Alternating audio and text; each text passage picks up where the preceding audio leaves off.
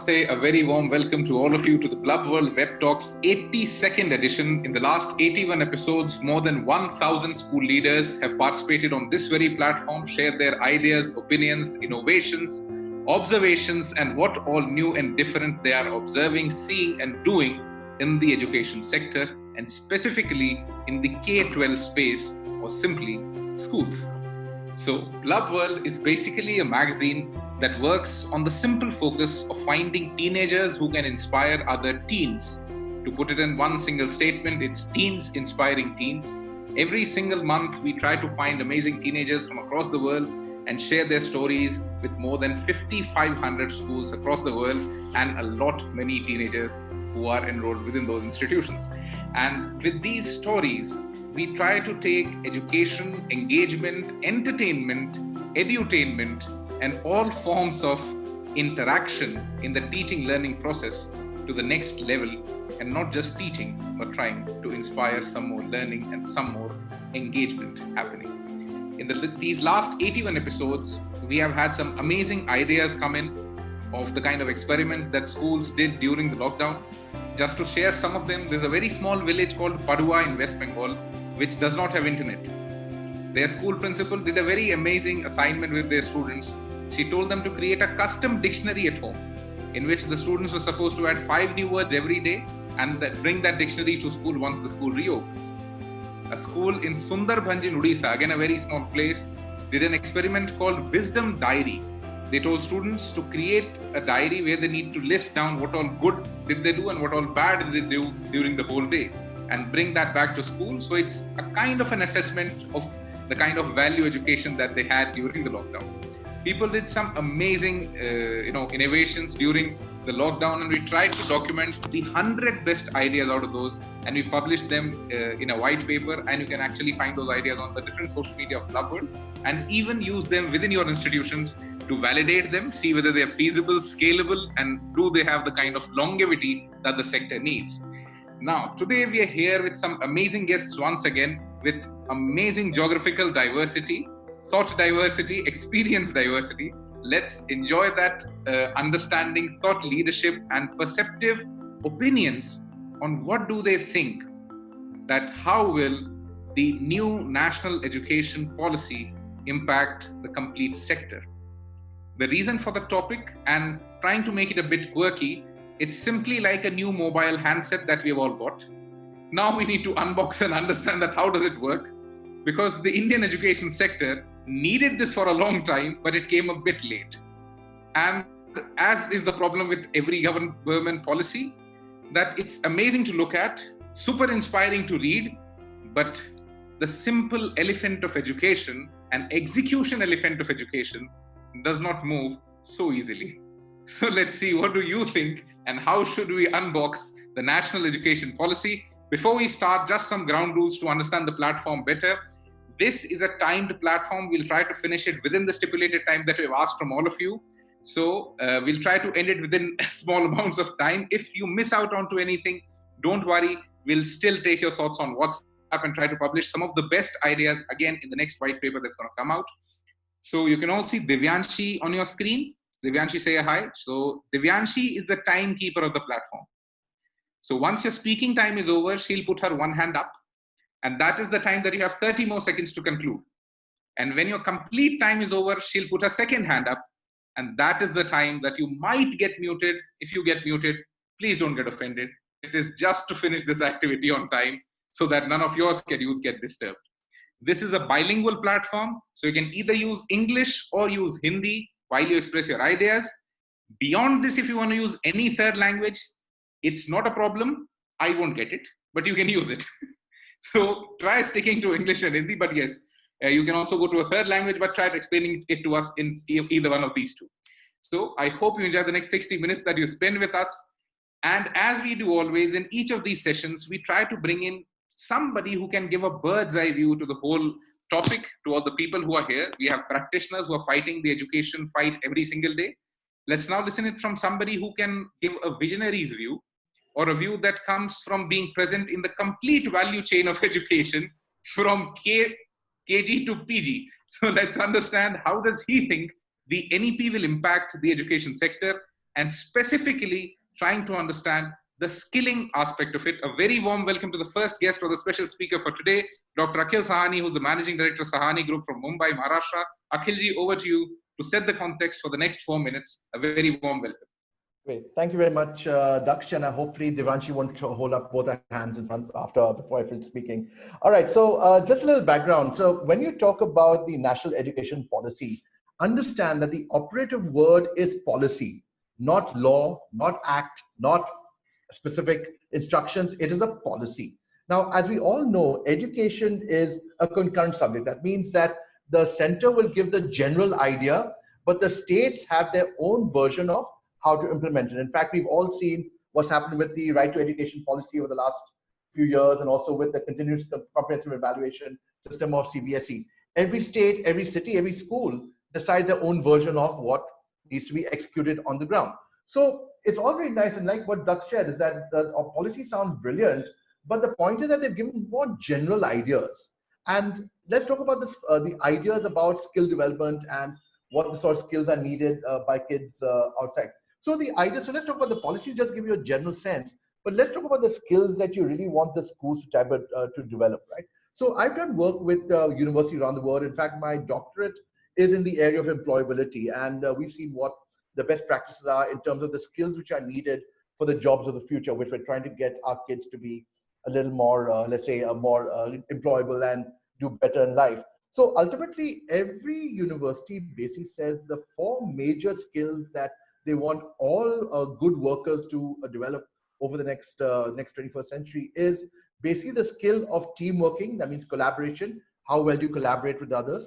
Secondly, the skill of critical thinking. Can you solve problems on the fly? Can you actually come up with new solutions to problems? Then, of course, the third skill is creativity and imagination. Come up with new ideas that make you come up with new ways of working. And the fourth skill, which is actually very important, is adaptability, flexibility, because obviously we know the world is constantly changing. We ourselves, being education for a long time, have seen how industry has changed every 5 years. And very often what we're doing today is not what we did, let's say, 15, 20 years ago. We have to adapt. So therefore, the people who succeed the best are the ones who are most adaptable. So ultimately, I would say is that if we're able to come up with an education system that enables our kids to be adaptable, be strong with critical thinking, problem solving, be great at team working, collaboration, and of course, are creative and come up with new imaginative ideas, I think we've actually served our kids very well. And of course, in this country, English communication skills seem to be the one that allow our kids to be at the top. And that's something that's more unique to India and China than the rest of the world. But I think if we are able to create an education system that develops that, I think that's fine. And I'd love to hear from all the participants here that for their schools, how do they believe that they'll be able to execute these capabilities in their schools? Because the NEP will give guidelines. But in your respective schools, how will you develop these 4 critical skills in your kids? And I think I'm done. Thank you. Thank you so much, Akhilji, to actually bring the topic into very nice context and very soon, in very short amount of time. Again, to summarize what all you said, that NEP is just a policy and not a law. It's a concurrent subject, so we all must understand that every state will have their own version of it.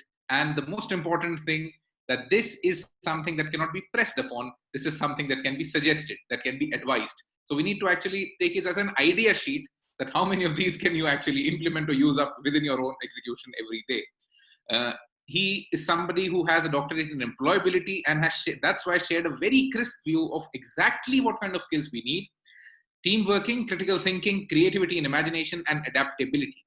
And the combination of these 4 will be, I think, super critical for anybody who needs employment in the coming times, because other than these, everything else technology can do. So let's try to remove redundancy from life, because everything that's redundant, technology will do it. What you need to do now is more and more creation. Consumption has now have to become more and more meaningful. You cannot just consume things and think that, yes, the world will keep running ahead. Pace of change is very high. And the important aspect, while we talk about this, how would we take these guidelines to the real execution part of it? So let's now listen from the amazing practitioners who are, handling and fighting this thing every single day within their 6-7 hours of daily virtual classes that are going on. And there's one very simple thing that has happened, that a school size has typically quadrupled Every single class now does not have the student anymore. It has the student, the parent, the grandparent, some relative being there, some kind of a friend, and even the housemaid sometimes. So we are now not teaching students, we are now teaching the whole community or the whole ecosystem of that student. So now listen it from the actual practitioners on what are they really facing every single day while they do all this. Let's first, before I invite the first speaker, okay, one of our guests, Mr. Abhishek Rajput, could not join due to some network issue. So we hope that he's able to come in within the call. If not, then sorry. Let's listen from Miss Aditi Bhattacharya, who's an IB coordinator and physics teacher in the Canadian International School, Bengaluru, Karnataka. Aditi ji, over to you for the next 2 minutes. Please unmute your audio. A very warm welcome. Okay, thank you so much. When I was looking at the national education policy for the first time, what struck me is that they are so open-minded and so international this time. Means when we get, our school is an IB school, and when we get a Cambridge school for K to 10, and then 11, 12 it's IB. When I get my parents in my school, the first question they ask, like, how is IB or Cambridge different than CBSE, ICSE? So, and then what comes up in the conversation is that, you know, in CBSE, ICSE, we focus on the grades, we focus on the exam. But this education policy is so much international, and when we are talking about education being holistic, right, integrated, enjoyable, engaging, so it's a complete change in mindset, I would say, and it's really, really international. I'm very proud of this educational policy. The thing is that, but what actually struck me is that when it is talking about character being the center of education, not the contents, right? Contents are secondary. Character is the one that we should build within students. We have to, as Mr. Akhil mentioned before, that the students should be balanced, caring, respectful, communicators. They should be thinkers, right? Those are the characters that we have to build. We have to build human beings. And for that, there are certain skills needed, because I think the 21st century, the important skill is to be able to learn, then unlearn, and then again relearn, right? So for being able to do this, they need their certain skills. So characters and skills we have to build within the students through content. So content is totally secondary. The main important things are characters and competencies, right? The other thing that is very interesting to me is that thinking about reducing the content and give more opportunity for the critical thinking skills and all. The only thing that I am worried about is that the teachers should be able to get professional PDs. That's all I will think, that teachers need support. Thank you so much, Aditi ma'am. To summarize what all you said, that the policy is open-minded and quite international this time, and we have actually, waged intrusion into the IB and Cambridge pedagogy of things, and we have become much more inclusive and intuitive at the same time. The biggest question that every parent or every stakeholder had was to try to find out the difference between the IB, Cambridge and CBSE curriculum, so that he could actually find the value in getting into an IB or a Cambridge school. And now this value is seeing some kind of perforation happening through this policy. Character being the center of education and not content, which was very important and which is very nicely served in the policy as well. Students are now much more humanized beyond examinations. It's not about preparing only for an exam, delivering content. And reducing the content is something that has to be thought upon, because the policy as of now ideates a lot, but has not given a real critical pathway of how would things happen. Yes, they have given deadlines, but yes, we need now a kind of an executive order attached to this that gives us a much more detailed understanding of the execution of it. Thank you so much, Aditi ji.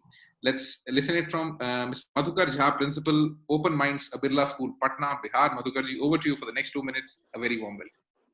Yeah, thank you. Thank you. And it's an honor to be here. I was listening Mr. Akhil and Aarti Bhattacharya. And basically, what I have understood with this new education policy is that 34 years we have taken to make any reforms in the education system of the country. Like we fail to understand that economy and education both are interdependent and interrelated. If we make the subject stand alone, your country is not going to progress. When our Honorable Prime Minister, he started the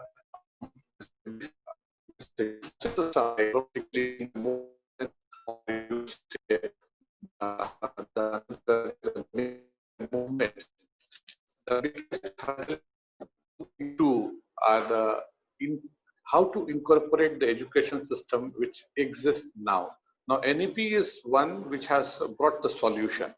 So we need to train our students from early age to cope up with this change environment so that by 2030 or maybe by 2035, not only your school dropout goes to zero, but also your industries become self-reliant with the help of your own people. Now, it is irony that when the education system has gone with those transformations from the Vedic period to the British period, in between you had several, you can say, religious interventions in the educations of the country, like we have the influence of Islam, Buddhist, then we have Sikhism. So we started in India as a whole incorporating these education systems. But with the British, you can say the modern education system kicked off early 19th century and mid of the 20th century, which continued till now. So we kept on reforming the textbook. We kept on reforming the, you can say, the knowledge-based content, but we did not make any reforms in the system. So infrastructural reforms we are going to introduce for the first time, which is very much required. For me, this NEP 2020 is now going to play a major role in giving the vision to the schools. Now you go to the metropolitan schools, to the small schools of a village. Every school is giving something unique to the students to learn, a platform. And there, if we introduce one experimental, you can say the labs where they can learn with the, nothing could be better than this for country India. Again, philosophy, that is village, at village level, at the local level, at the grassroots level. Thank you so much, Madhukarji. The time was over. We'll try to come back to you. But to summarize what you said, a 34-year wait comes to an end. And India had an education system which generated or germinated or had its genesis in a lot of religious scriptures and religious modes and ways of learning and understanding. And we typically, Britishers kicked in the modern education system, but yes, there were different pedagogies that were being used. And India was very, very rich as far as this variety of pedagogies is concerned, because we had a lot of content that could be, brought into practice. And infrastructural reforms would get promoted through this. And yes, something which, says that we now should build shared infra for schools and let schools open up beyond their boundaries to people around them, to communities around them, which would be a big change maker. And NEP typically gives a vision to every school to change. And what you said about the rural portion of India, that how would we bridge the gap of the urban India, the India and the Bharat, how do we bring them together, is something that's going to be a big challenge. Because when we look at it from this perspective, at this point of time, nearly 55,000 villages across India do not have network access. I'm not talking about internet. They do not have network access. Secondly, if we talk of internet, only 25% of villages have internet percolation. So we have a big, big, big disconnect. And that's where one more critical factor comes in. As a country, we were trying to create an education system or ecosystem within our villages, and the epicenter of which was a midday meal. And that cannot be delivered virtually. So education at this point is drastically and dramatically challenged. we now need to think of much more innovative ways of how to bridge this big digital divide that we are living through right now. Thank you so much, Madhukarji, for adding your perspective. Let's now invite the next speaker for today, Ms. Hilary Hincliffe, who's the CEO and Principal, GEMS Modern Academy, Kochi, Kerala. I might have mispronounced your surname. I'm sorry for that, but a very warm welcome. Namaste. Over to you for the next 2 minutes. Thank you. Hinchliffe. Even back in England, people have a problem with that. Yes, I have been in India for 18 months now and started off at a CBSE school with the current company and moved down to Kerala just over a year ago. So I've just done a full year here. And our school also is IB PYP and then on to Cambridge International up to grade 10 at the moment. Not quite sure about 11 and 12 yet. So it's been really interesting for us to look at the new education policy and see, as the first speaker, Aditi, second speaker, Aditi said, that there are so many commonalities between the new policy and both IB and Cambridge International curriculum. So for us, we are looking at it as something that is very similar to what we're doing already. There's two things I want to bring to the table really. One is that although I'm in an all-through school and I have taught all the way through, my passion is early years. And I was absolutely delighted to see how much focus there has been on early years within the new policy.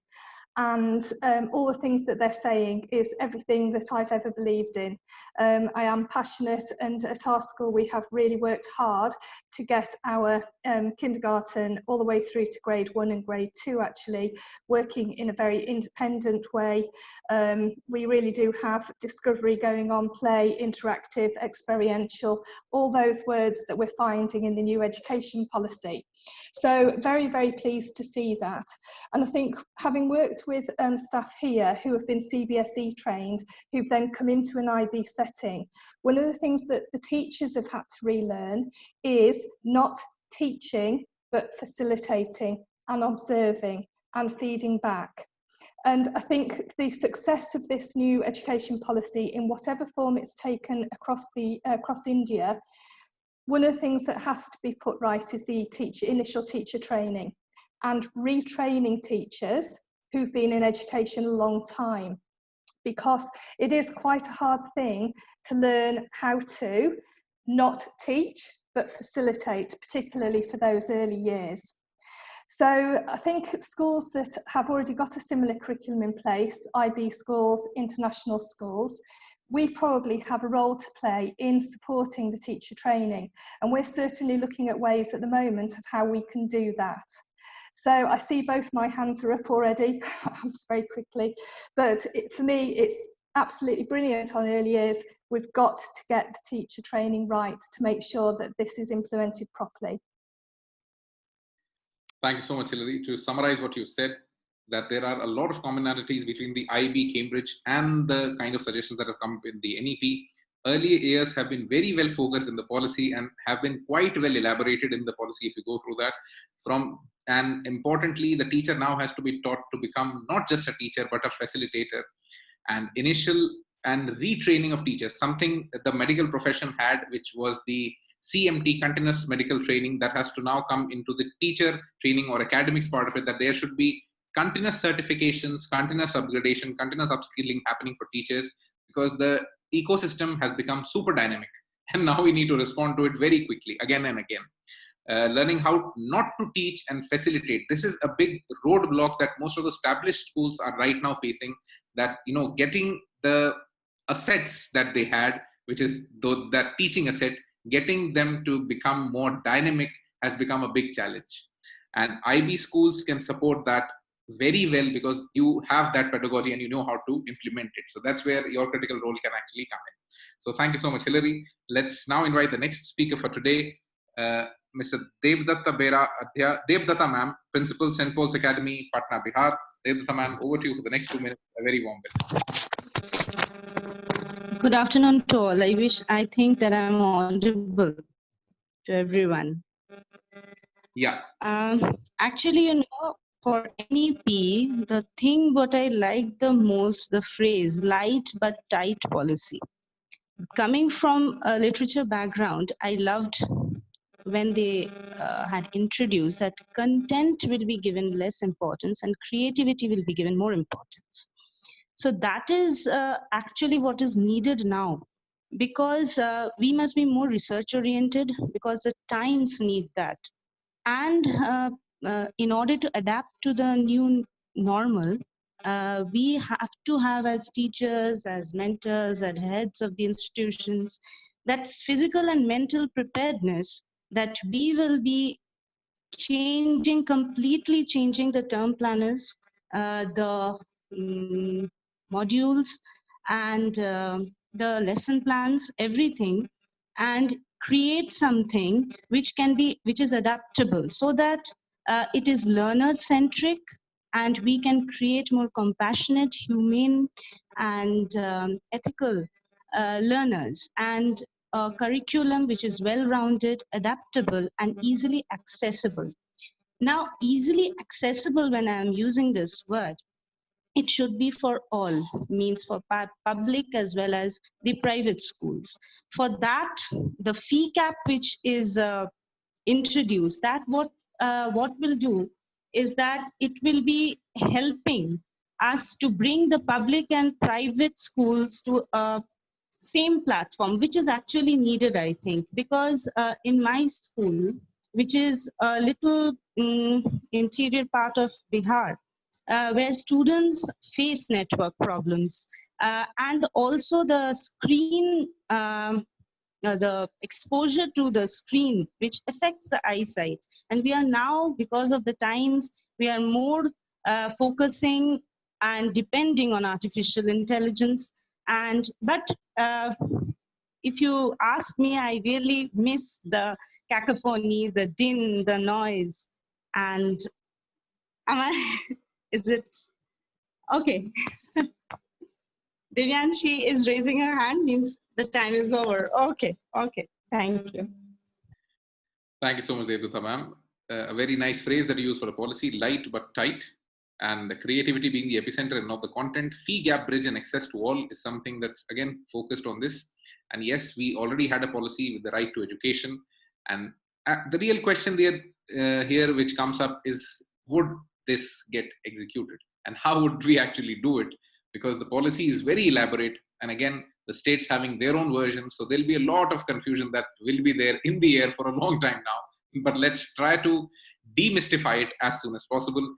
Now I invite the next speaker for today, Ms. Ruby Sharma, founder, principal, Om Academic School, Faridabad, Haryana. Ruby ma'am, over to you for the next 2 minutes. Very warm welcome. You can unmute your audio. Thank you, sir, for welcoming me here. Actually, first of all, what I liked in this new NEEP, what the national education system has come, that is the language barrier and multiple disciplinary education, multiple entry and exit. Due to that, many students who were losing their education due to the regional languages, and they can easily learn that thing. And the next thing is that we all, first of all, I can say that I can be the jealous of the new generation, like that we are not able to continue a passion, what we wanted to. Like we were only putting the impact on the main education system, the main subjects, but we were excluding all our passions, like those who are having art and craft or drawing or other vocationally things, we can be added. And the next thing is that what I like, that the students used to lose their education in the graduation level, where due to some problems they used to they had to leave they had to leave that year. But now with some terms of periods, they can continue with this period, so that every child will get the education on the time. And now for that, because we have divided all the such things, that now we will can Indian culture, we can increase, or heritage we can be expanded in the interest, as we were like एक तरीका से अगर हम देखा जाए तो भूलते चले जा रहे थे सारी चीजों को लेकर. अब हमें जो लैंग्वेजेस हैं, बाकी चीजें हैं, हम इंडियन कल्चर को फॉलो कर सकते हैं. और moreover we will go for the skills, not for the रट्टाफिकेशन. जहाँ पर बच्चों को बहुत प्रॉब्लम थी, बच्चों को रट्टाफिकेशन की वजह से they were getting the low marks. Now the report card will be the profile, so that the teachers have to work hard on that. For the teachers also, the government have made some terms and conditions that if we are not going to follow on the students with that practical works, that they will have some notices, and that will have some tightness for them. So we all also have to stand on us so that we can make our students. We must have the most skill. The teachers must be skilled for the teaching, rather than we were just drawing back all the things. हम लोग जो अपनी जितनी भी Thank you so much, Ruby ma'am. The time was over. To summarize what you said, that multi-language, multidisciplinary, and multiple entry and exit, this is something that has given a lot of independence and freedom to all the learners and the teachers as well, and which typically germinates a lot of jealousy for the previous generations who did not enjoy this flexibility in their time because of the academic pressure that they had. Cultural education has now found acceptance, and the report card would now be, towards becoming either a profile or a portfolio of the student than rather just numbers which state out that how good were you academically. And we now need better skilled teacher, the future teacher and the teacher's future, which now needs a new definition at the same time. So thank you so much, Ruby ma'am. Let's now listen to the next speaker for today. Mr. Raja Sarkar, Principal, Seth Anandram Jaipuria School, Rudrapur, Uttarakhand. Raja sir, over to you for the next 2 minutes. Please unmute your audio. Yeah, I'm Dr. Raja Sarkar. Actually, I spent my 7.5 years in IB school. So my today's topic is new education policy. Can anybody see me? Yeah. Is it visible? Yeah. So I spent my 7.5 years in IB school in US and Germany. And what I feel is why NEP is required. NEP is required because time changes. For last 35, 40 years, we want change. And how it is different from IB, Cambridge curriculum, and other curriculums. IB curriculum is totally based upon critical thinking, online. Cambridge curriculum basically based on application based, and more practicality is there. And both the syllabus have global.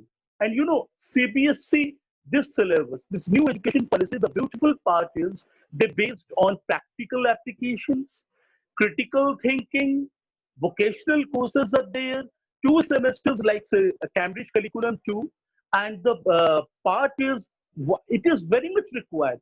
But I'm worried about the implementation part.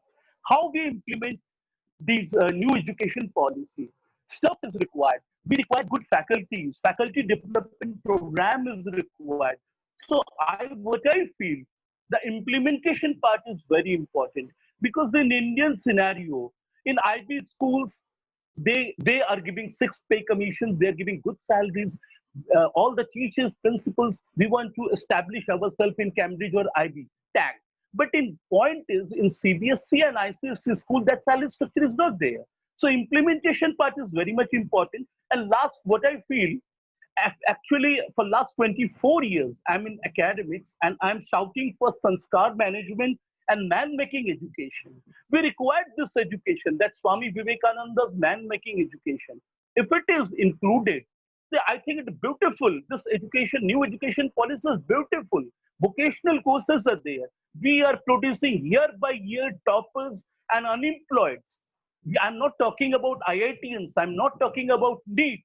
The general students, it's a producing students factory like this. So new education policy, I hope the panel will think also that we all should change the education industry, because it's an industry, and we also work like an edupreneur.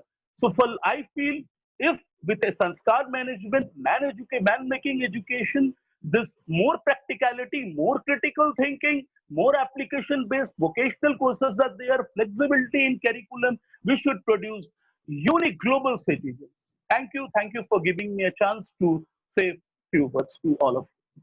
Thank you. Thank you so much, Raja sir. And to take 2 very important points that you actually brought up, that salary difference would hinder implementation a lot, because that's something that keeps the motivation up or down in different institutions at different points of time. And man-making education of Swami Vivekananda, and focusing much more on employability, skills, and trying to bring out much more humanized people and actually working on humans rather than just those number metrics of every school. So now what we really look at is what do the state governments do with this, and what do the curriculum bodies do with the policy, because the policy in its spirit is exactly what we wanted. Now we need to find out, does it get changed with the kind of involved interests, or we get what we really were served within the policy. Now I invite the next speaker for today, Ms. Gunjan Tripathi, Head of Communication from Khetan Public School, Ghaziabad, Uttar Pradesh. Gunjan ma'am, over to you. Please unmute your audio. Good evening, everyone. Thanks, Daksh. And today, I'm specifically going to speak about this one aspect of the education policy that is close to my heart. Considering the fact that I have been a subject matter expert of English for most part of my career, the language bit is really close to my heart. And when they talk about how regional languages and home languages should be used to teach our younger children, our early education sector, I thought that was one of the most brilliant ideas.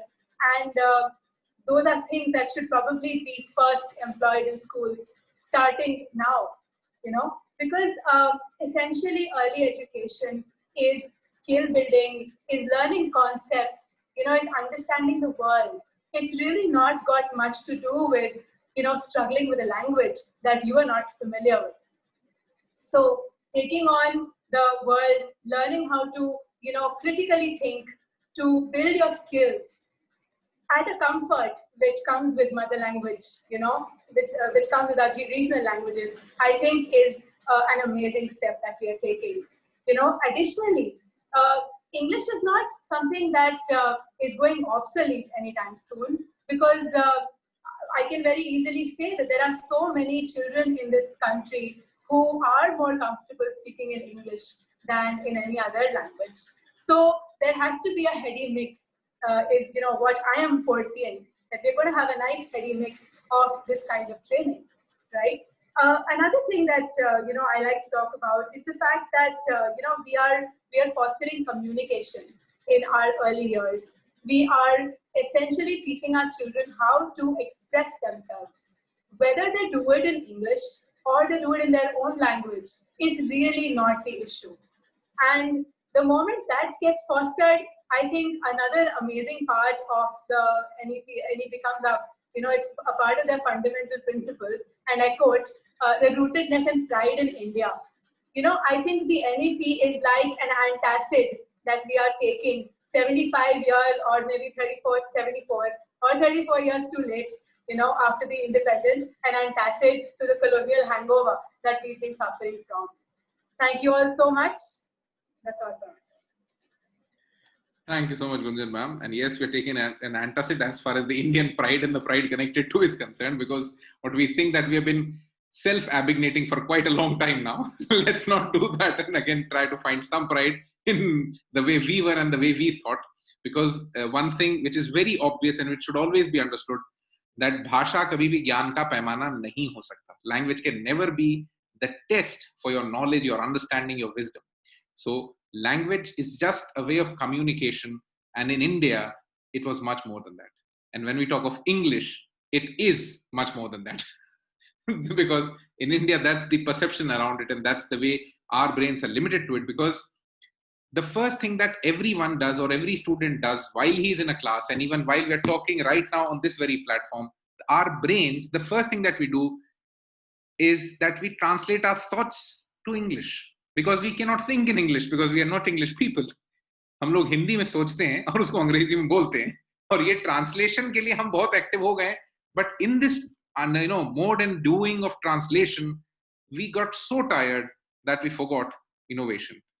So by honoring and again bringing these regional languages in, we would change the programming of the brain again. We had a behavioral scientist on this very platform who shared a very amazing research outcome, that a student who's looking at a screen like this and trying to learn from this has an attention span of only 8 seconds.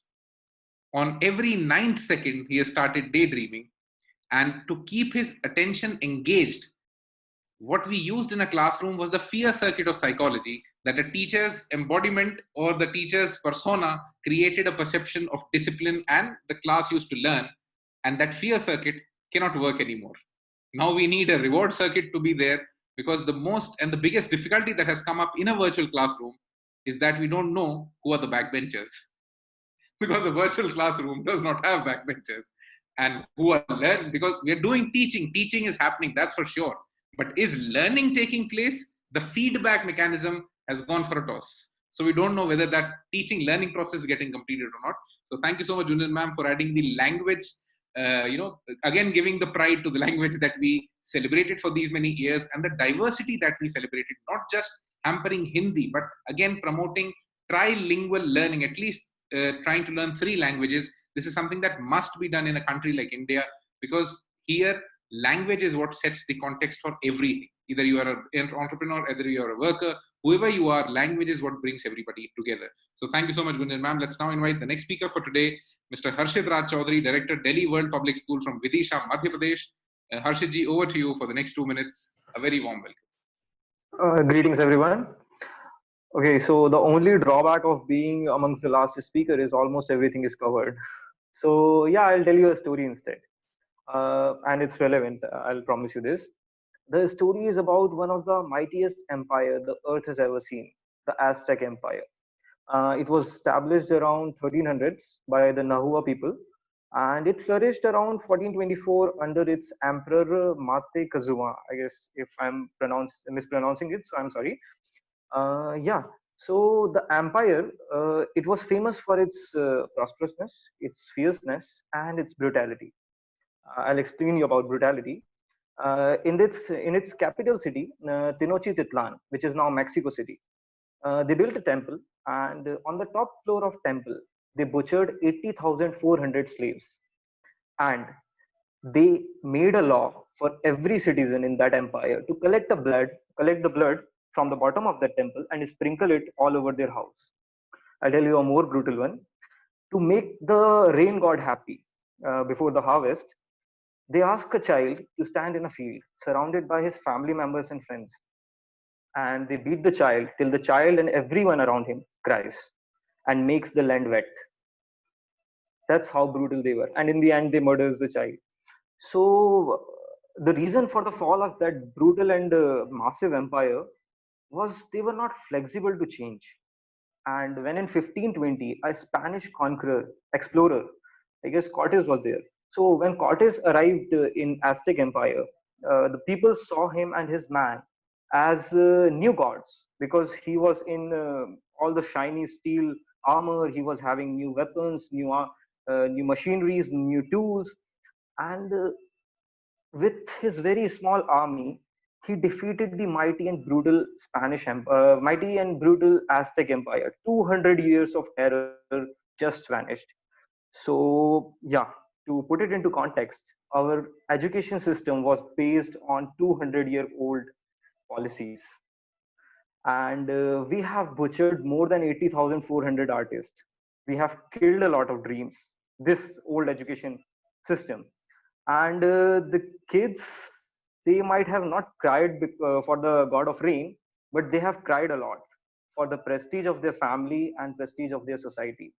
They have sacrificed almost everything.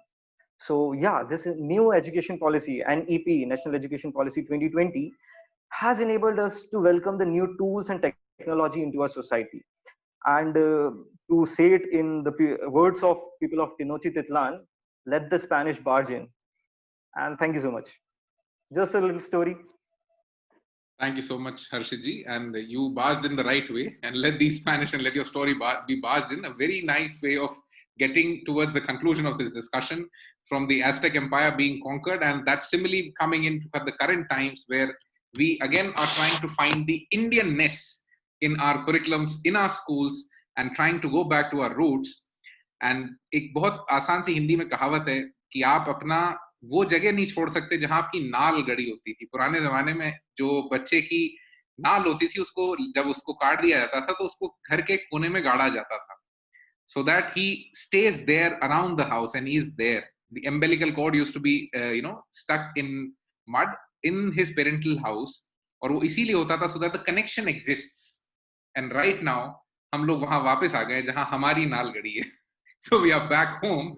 So let's try to understand how do we implement this? How do we take these changes? Because we have embraced them with our open arms. Let not bureaucracy, let not a lot of content again blunder the whole intent of it or the spirit of it. Before this call comes to a conclusion, let's now again go to the special speaker for today for some concluding thoughts. Over to Akhilji for the next 4 minutes on what's your opinion on the kind of ideas, stories, and things that have come up in the discussion in the last 30-40 minutes. Over to Akhilji. Well, I think one thing I'm really happy to see that the vast diversity of opinions here, and I think all of the people here tend to be exemplars of great quality educators, and I'm sure the kids in their respective schools are benefiting and really doing good things.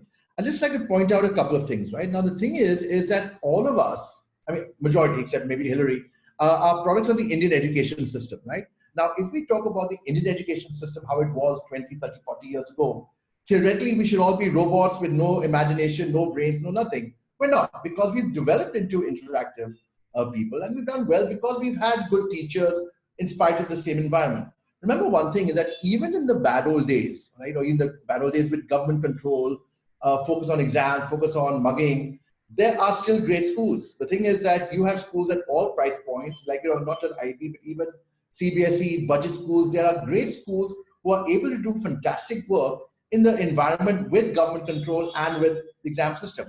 Why is that? Because a lot of the initiative happens because the principals, the teachers say, look, we actually want to give good quality education. So along with just providing the enough teaching for the exams, we also will try to find ways to make it interactive, give the kids time to run around, develop the kids beyond that. And I think a lot of us as educators instinctively understand what kids really need to do to develop themselves beyond the exams.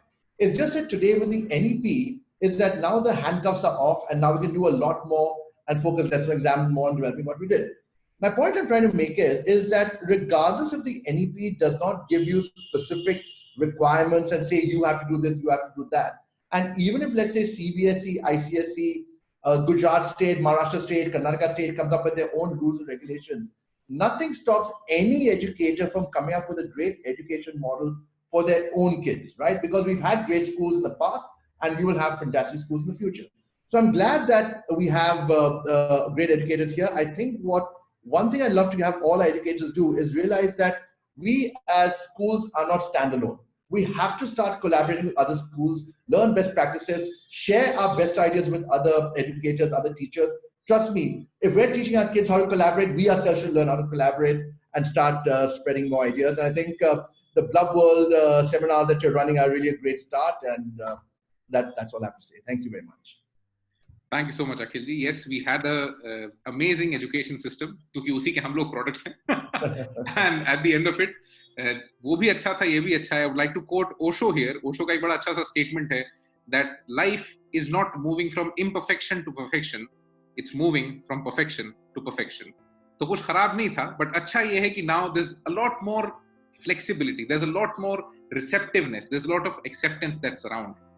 And before this call comes to an end, I would like to request everybody who's there on the call as educationists, this is very important. Till now, you just had the responsibility to decipher education. And with the kind of NEP coming in and the kind of independence and freedom coming to us, a new responsibility just came in. Now you're supposed to create the knowledge that the world would need in the future. Because now it's all about personalized learning. So we need personalized content and we need personalized curriculum. So we need to focus on creating knowledge and observing. And I would request everybody start building a habit of writing an observation paper every single evening. Write only 200 words, doesn't make a difference, but write. Because you might forget it. But those papers and those pens would not. And that would become the basis for innovation for the coming generations. And one more very important thing. समाज में ऐसा बहुत कम बार होता है, if you actually look at through history, when the community around you, when the people around you, when the society around you is ready to listen. And this only happens when we face an existential crisis. And that's what happened with the COVID coming in. So this is the point if you ever wanted to experiment anything in education, do it right away. Because parents will listen to you, people will experiment, and it might change the complete aura or the atmosphere that we are right now in education with. Because that's what's the need of the hour. Keep experimenting, keep exploring, and keep talking. And that was the simple motive of creating this platform, so that everybody can put a new perspective to it. एक बहुत अच्छा statement एक school के principal ने यहाँ share किया था, that technology education का वो बच्चा है जो अब बड़ा हो गया है और जिसने पूरे घर की जिम्मेदारी अपने कंधे पे ले ली है. So now technology has actually taken the burden to run the family of education, जिसका वो खुद एक प्रोडक्ट है. Before this call comes to an end, let's end it with a small story, which is the core spirit of Blub World, where Blub World really comes from, and that's where we find our inspiration, and that's what we do. There's a girl who's been homeschooled, never went to a school, self-taught, very inventive, lives in Melbourne, Australia. She started her professional painting career at the age of 9. Staged a solo show when she was just 2 years old. Had a sellout show in one of the top galleries in New York at the age of 4. Had been invited to one of the most coveted museums of the whole of Europe when she was just 7 years old, and had a completely sold out show. And she right now earns in millions and is just 13 years old. And that's the cover story of Blub World from last month. And that's Alita Andre. And that's where we find our inspiration from teenagers, and only for teenagers. And the simple reason behind it is that teaching, or just teaching, won't help right now. You need to inspire.